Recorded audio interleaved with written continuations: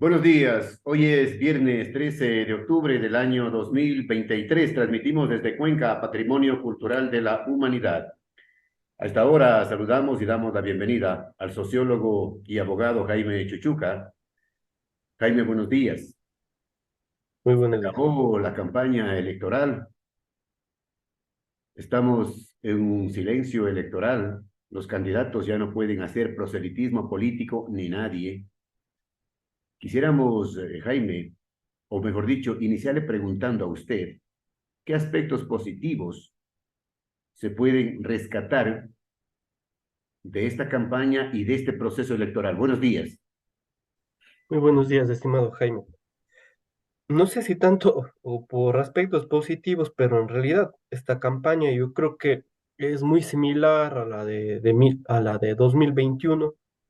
Tiene ribetes muy parecidos y la composición también de los distintos grupos dominantes alrededor de las principales figuras que llegaron a la segunda vuelta. En esta segunda vuelta yo creo que se han cuidado muchísimo las figuras de presidenciables, tanto Luisa González como Daniel Noboa, de cometer errores. Quizá lo principal de esta segunda vuelta es no perder el porcentaje electoral adquirido. Entonces, por tanto, las contradicciones irreconciliables que pueden haber entre los grupos se han dejado de lado y más bien ha habido muchas conexiones. Incluso las propuestas y el discurso de cada uno de los candidatos en algunos lugares es muy parecida. Entonces, yo creo que existen coincidencias también entre estos grupos políticos. Y quiero recordar un porcentaje que no les gusta escuchar ni a correístas ni a novoístas, que es el porcentaje de la segunda vuelta del 2021, que quedó 52,3 a 47,6. Y esta fue la votación del 2021 en la segunda vuelta. Creo yo que puede replicarse un tanto en esta segunda vuelta. Entonces, aquí hay un apunte muy breve después del debate. Creo yo que existió casi un empate técnico entre la figura de Daniel Noboa y Luisa González. Empate técnico porque no había una diferencia más allá del 1%, 3% entre las dos figuras. Sin embargo, aquí jugó un papel clave la Fiscalía del Estado. Después de haber denunciado y haber hecho proselitismo político, con un testimonio o una versión de un testigo en el caso Villavicencio. Después de eso variaron los números y nuevamente, digamos, ha recuperado terreno en estos días el correísmo. Sin embargo, la diferencia es muy corta entre las dos figuras, entre Novoa y González. Pero yo creo que llama mucho la atención la participación de la Fiscalía y del gobierno en el proceso electoral a través del caso Villavicencio y del asesinato de más de 7 personas en las cárceles a manos del Estado, de la ISNAI y por supuesto del gobierno, lo cual nuevamente, al igual que la primera vuelta, ha causado un caos, una conmoción en los ecuatorianos. Bueno, es Naín, a propósito que usted menciona que ha sido un fracaso total, ¿no? Un fracaso total en este corto gobierno de Lazo que muchos ecuatorianos están pidiendo al cielo que se acabe, que se termine, que se vaya. Ahora, el SNAI se supone que cambió de jefes varias veces, incluso en este año, en 2023, en los primeros 6 meses, se habla de que ha habido 500 sumarios administrativos, no sabemos dónde está toda esa gente. Sin embargo, las denuncias son claves del observatorio, por ejemplo, de corrupción y de pacificación, y el de pacificación de las cárceles, son dos observatorios distintos. Han dicho que continúan habiendo problemas distintos dentro de las cárceles, entre ellos compromisos claves de los guías penitenciarios directamente con los capos dentro de las cárceles. Y esta semana también nos sorprendemos por las denuncias del teniente Rodney Rangel, que colaboró en la investigación del caso León de Troya, Estoy que investigó al gobierno y al cuñado del presidente de la República, el cual ahorita está clandestino y huido del Ecuador. O sea, imaginémonos esta situación. Un teniente de inteligencia que había realizado una investigación clave en contra del gobierno y del cuñado del presidente Danilo Carrera, huido del país, al igual que su familia, por las distintas amenazas, y la policía, en vez de prestarle seguridad a él, le realiza un allanamiento en su propia casa. Entonces, estos también han sido parte de la campaña electoral, estimado Jaime. Entonces, yo creo que nos deja a los ecuatorianos en realidad una estela de grandes compromisos entre el Estado, el gobierno y algunas de las figuras que se encuentran en la campaña electoral. Entonces, va a ser un gran problema que los ecuatorianos, por eso hay todavía un gran número de indecisos, se decidirán hasta el día domingo. Bueno, a propósito del tema de las cárceles, de la inseguridad, de las masacres, de los asesinatos, los últimos 7 asesinados que supuestamente estuvieron implicados en el asesinato del candidato presidencial Fernando Villavicencio.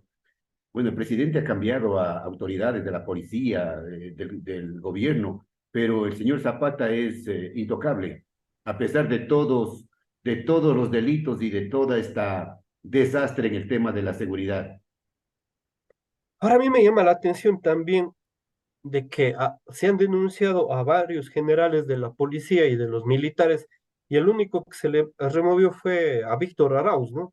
Y Víctor Arauz también realiza una denuncia de hecho de que el gobierno tiene complicidad en el asesinato de Villavicencio, al igual que la Embajada de Estados Unidos. Hay que tener en cuenta este criterio, porque es un criterio de un general de la policía, actualmente el cual se le quitó la visa en Estados Unidos. Sin embargo, a otros generales como Tania Varela, Fausto Salinas, Giovanni Ponce y otros no se les ha tocado para nada, más bien se les ha premiado a la mayoría de ellos porque han sido jefes de la policía. Salinas salió recién y todos ellos han intentado, si no camuflar, por lo menos tapar en algo los procesos de investigación, en donde está comprometida también la Fiscalía de la República. Y con nombres y apellidos, la fiscal Salazar se encuentra comprometida en estos casos. Hablo del caso León de Troya, denominado también Gran Padrino por el ex periodista asesinado Fernando Villavicencio, caso Encuentro. El teniente Ronnie Rengel lo ha denominado incluso poniendo nombres que el fiscal Balda se encontraba dentro del caso. Entonces, todos estos son aspectos que, aunque no queramos, han intercedido en la campaña electoral. Y de hecho han restado votos a la figura de Daniel Noboa, precisamente porque Daniel Noboa está relacionado y está siendo apoyado por el gobierno, ¿no? Y del otro lado, Luisa González y el binomio correísta han sido denunciados por haber nuevamente operado, y esto lo hizo también Fernando Villavicencio, y que han tenido contribuidores y pagos de algunas fuerzas que han provenido desde Colombia. Ahora, han quedado en el plano de denuncias, no sabemos si todas estas denuncias son ciertas o no, porque en 2021 también ocurrió lo mismo, se les denunció que habían recibido pagos del Ejército de Liberación Nacional, ELN, y al final nunca tuvimos datos concretos, ¿no? Sin embargo, se dice de todo en la campaña para que el otro reste el porcentaje electoral. Todavía nos faltan 2 días, estimado Jaime, y yo creo que puede suceder cualquier cosa. A veces el cambio electoral de última hora, en 1 o 2 días, puede ser notable y diferenciador en términos electorales. Puede ser definitivo, ¿no? Puede ser definitivo estas 48 horas para el resultado final, pero bueno, esperemos que el próximo gobierno investigue a profundidad y con seriedad los delitos supuestamente cometidos por el gobierno del señor Lazo.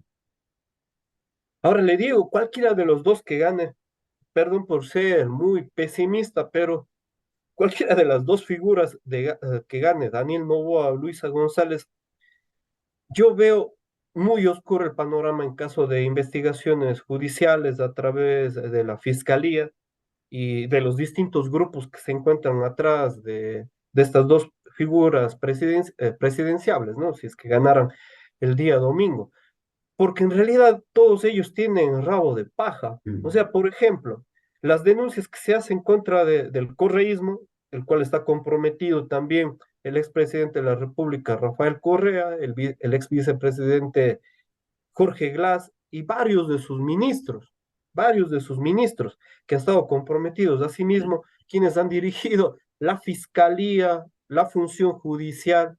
Y del otro lado, Daniel Noboa igualmente tiene compromisos directos con la impunidad del gobierno de Lazo e incluso la figura que ha sido denunciada como Bernardo Manzano, que trabajó directamente en la corporación Novoa y fue ministro de Guillermo Lazo. Entonces hay compromisos por todo lado. Y para que vea usted, Jaime, cómo hay mayor compromisos, incluso hay compromisos entre el correísmo y el novoísmo. Recordemos que Rafael Correa fue apoyado por el grupo Novis, eh, directamente por Isabel Noboa, y que Isabel Noboa construyó el puerto de aguas profundas de Pozorja, un contrato multimillonario, y que actualmente continúa en manos privadas de ese puerto, y el puerto por el cual también Sí. salen muchísimas toneladas de cocaína, entre otras cosas, estimado Jaime. Entonces, yo creo que hay más conexiones que diferencias. Bueno, se la pasan conjugando el verbo yo te protejo, ¿no? Yo te protejo, tú me proteges, nosotros nos protegemos. Así pasamos de Guatemala a Guatepeor cada 4 años. Pero Jaime, el voto nulo, hay un supuesto audio que está circulando que es la voz del prófugo de la justicia, allá en Bélgica, un audio en donde estaría hablando o está hablando de que el voto nulo le beneficiaría a los correístas. Yo creo que el voto nulo perjudica sobre todo al candidato Daniel Noboa. ¿Por qué le digo esto? Porque el voto nulo es un rechazo a una de las dos figuras, a las dos figuras, al sistema, a las formas como se ha venido manteniendo la política, y proviene también de un segmento de la votación que en primera vuelta apoyó a alguno de los candidatos o más radicales dentro del espectro político ecuatoriano. Entonces, yo creo que este voto rechazo, sobre todo, perjudicaría a Daniel Noboa, que en la mayor parte de las encuestas se encontraba a la delantera, salvo después del debate que llegaron a tener un empate técnico, como le decía, entre González y Noboa. Y yo creo que ahora igualmente está muy cerrada la votación, incluso va a ser determinante eh, la votación, por ejemplo, del extranjero. Recordemos que en la primera vuelta se anularon las votaciones por parte del Consejo Nacional Electoral a pedido de las mismas figuras que participaron en las elecciones, entre ellas el correísmo, precisamente porque no se pudo realizar el voto electrónico. Y entonces ahora nos quedamos los ecuatorianos también con la duda de si que el voto electrónico en el exterior y la votación en el exterior, de cualquier manera que sea a través de voto directo en los consulados, será efectivo, si respetará el voto ciudadano. Esta es una duda, porque además ya ha habido varias denuncias de grupos ciudadanos por el hecho de que nunca se cerró el conteo del voto exterior en la primera vuelta. Es decir, que tenemos resultados falsos en la primera vuelta, porque nunca se acabó de Bueno, contar la votación del exterior. hay una serie de denuncias y procesos legales que están en marcha sobre el tema de las irregularidades en la primera vuelta electoral. Además, recordemos que ya en la última elección presidencial se denunció también que existían distintos procesos eh, y centros de mando paralelos de conteo. Entonces, incluso el mismo vocal consejero Pita denunció que habían conteos paralelos al Consejo Nacional Electoral y esto quedó en nada. No sabemos al final si que el Consejo Nacional Electoral respetará el voto ciudadano. Ahora, sociólogo, ¿cree usted que el próximo domingo se atrevan a hacer el apagón? Yo creo que es una de las cosas que más bien las tiene como un as bajo la manga el Consejo Nacional Electoral. Y me atrevo yo a señalar que este Consejo Nacional Electoral siempre ha estado del lado de los gobiernos. Subió con Lenin Moreno, apoyó a Guillermo Lazo y actualmente continúa apoyando al candidato que apoya el oficialismo, que sería Daniel Noboa. Sin embargo, esto no quiere decir que el correísmo no tenga influencia, ¿no? En el sector administrativo. Ellos sí tuvieron gran influencia, estuvieron 10 años en el gobierno, así que deben tener muchísimo peso también dentro de las instituciones electorales. ¿Qué les espera desde su punto de vista a la mayoría de integrantes del Consejo Nacional Electoral luego de las elecciones del próximo domingo? Después de estas elecciones, y en realidad esto es tanto para el Consejo Nacional Electoral como todas las funciones del Estado, la mayoría se están prorrogando en funciones. Recordemos que el Consejo Nacional Electoral debería haber cambiado dos de sus vocales en este periodo. Después de esto, debía haber cambiado tres. Sin embargo, se suspendió el concurso para los consejeros del CNE a través de una sentencia de un juez del Guayas, de un cantón pequeño del Guayas, interpuesta por uno de los participantes que tenía menores opciones del puntaje, me parece que tenía 20 sobre 50. Sin embargo, se hizo caso esta demanda y se sentenció anulando el proceso para los consejeros del CNE. Y el Consejo de Participación Ciudadana en aquel momento aceptó sin apelar. Imagínese que un juez diga que una norma es inconstitucional sin pedir que declare la inconstitucionalidad la Corte Constitucional, sino por su propio mérito dice esta norma emitida por el Consejo de Participación Ciudadana es inconstitucional. O sea, no se está respetando ninguno de los principios en realidad del proceso constitucional. Entonces, se van a alargar ellos por lo menos unos 2 años más, creería yo, en el Consejo Pero Nacional Electoral. podrían, Al igual pero, que jueces, recordemos que son siete jueces, se les alargó la vida hasta 2030. O sea, sin concurso van a estar hasta 2030, 7 años más, y así por todas las funciones del Estado. se está hablando, sociólogo, de que podrían enfrentar la mayoría de consejeros del Consejo Nacional Electoral, estarían enfrentándose a un posible juicio político en la nueva asamblea, Esto dependerá del número de votos. Yo de los empezaba acuerdos. sí, empezaba esta entrevista diciéndole que hay un número que no le gusta al correísmo y al novoísmo, y es el 52-47 de la segunda vuelta del 2021. Porque que esto quiere decir que Guillermo Lazo no tuvo mandato político, tenía un escaso número de asambleístas en la Asamblea Nacional que no le permitió tener votos. Y ahora le sucede igual a Daniel Noboa, no tiene mayoría, así que dependerá también de la decisión de la bancada correísta para tener las oportunidades y jugar, por ejemplo, en el caso de los consejeros del CNE. Entonces, habrá juicio político si es que la mayoría lo quiere. Sin embargo, si el Consejo Nacional Electoral dice el día domingo no vamos a realizar ningún acto en contra de los candidatos, entonces ellos estarán reuniendo votos para no tener posibles juicios políticos en el periodo presidencial que venga, ya sea de Novoa o de González, ¿no? Cualquiera de los dos que llegue en estas circunstancias. Sin embargo, yo también veo un posible escenario político después de las elecciones muy similar al de Guillermo Lazo, si es que ganaría Novoa, porque no va a tener mayoría en la Asamblea Nacional. Puede haber una nueva muerte cruzada, imagínense eso, Jaime, o que le dejen terminar el periodo en 1 año, 6 meses, sin mayor pena ni gloria.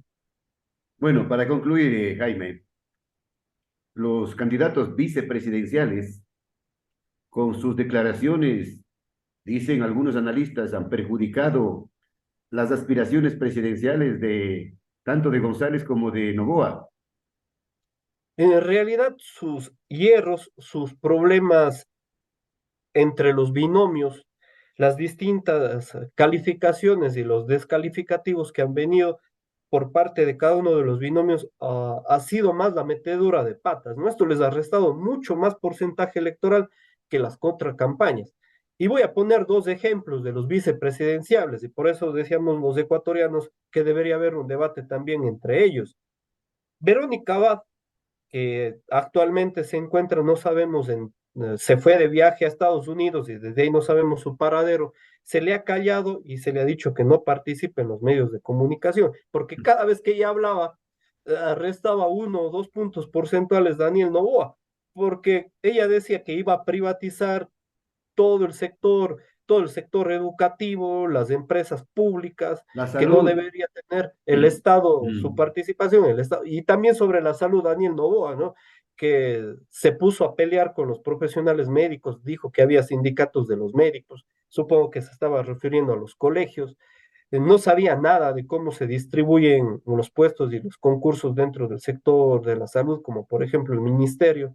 Asimismo, de parte del correísmo, eh, Arauz se refería cada vez a los problemas de la dolarización, lo cual también les restaba muchos puntos porcentuales, a pesar de que la dolarización yo creo que es un punto de acuerdo tanto entre González y Novo, ha sido un punto de debate y conflicto en esta primera y segunda vuelta electoral.